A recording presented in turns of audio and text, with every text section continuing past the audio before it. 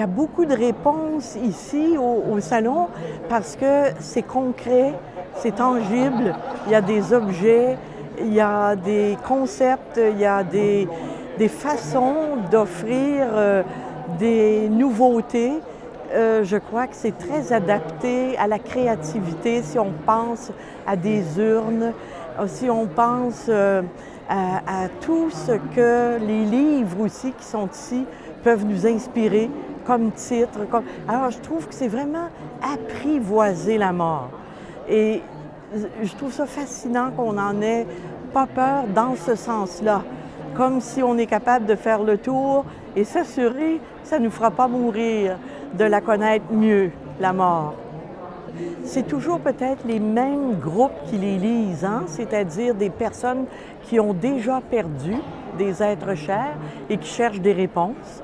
Et à propos de l'accompagnement aussi, parce que des personnes, des aidants, les proches aidants ou les personnes qui accompagnent un proche en fin de vie, eh bien, elles ont besoin de soutien, puis elles cherchent des mots comme un support, comme si notre livre allait les accompagner à accompagner l'autre. Alors, je crois que ça, c'est extraordinaire. Je trouve que certains films aussi qui nous aident beaucoup, des documentaires de plus en plus, comme le film de Fernand Dansereau, Le vieillage et l'espérance, le film de France Guérette qui s'appelle Sans maman. Alors, elle nous parle de son deuil et en nous parlant de son deuil, elle nous aide à faire les nôtres.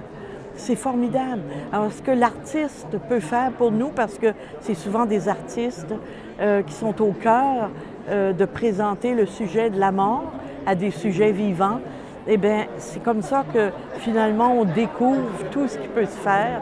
Et je trouve que ça nous apaise au fond d'avoir vu ça. C'est exceptionnel, un salon sur la mort. Et moi, j'ai eu l'occasion aujourd'hui de donner une conférence. J'ai beaucoup aimé parce que déjà, il y a un groupe devant moi. Les personnes étaient très, très écoutantes, alors que je me disais, on est dans une ambiance quand même assez agitée, mais j'ai vraiment trouvé que c'était un endroit idéal pour parler justement de la mort. Et s'il y avait des groupes qui viennent ensemble, des familles, ça pourrait démystifier les rites funéraires et même faire parler les gens de ce qu'ils souhaitent dans leur volonté. Ça pourrait ouvrir ce qu'on n'ose pas ouvrir à la maison. Donc, le lieu est propice à la communication sur la mort, alors qu'autour d'une table, les gens vont dire « bon, on va parler d'autres choses ». Alors ici, je crois que c'est vraiment un lieu pour ce genre d'échange. Et puis, en parlant de la mort, au fond, je le sais pour y avoir travaillé depuis 30 ans, on est tout le temps en relation avec la vie, la vitalité qui est en dedans de nous. Alors, je crois qu'il faut être très vivant pour pouvoir parler de la mort.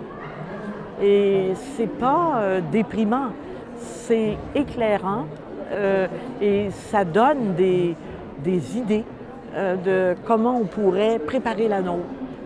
Et je crois que les morts, les défunts, nous inspirent énormément dans ce qu'on pourrait faire de notre vie.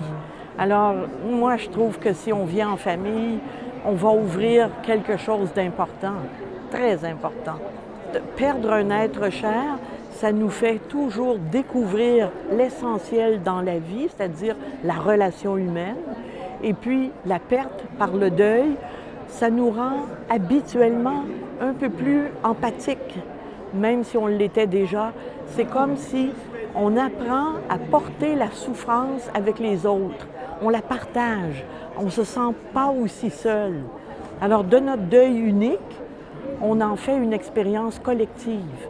Et ça se porte mieux entre nous. Alors, je crois que la mort, c'était le titre de ma conférence, recompose la vie de ceux qui restent.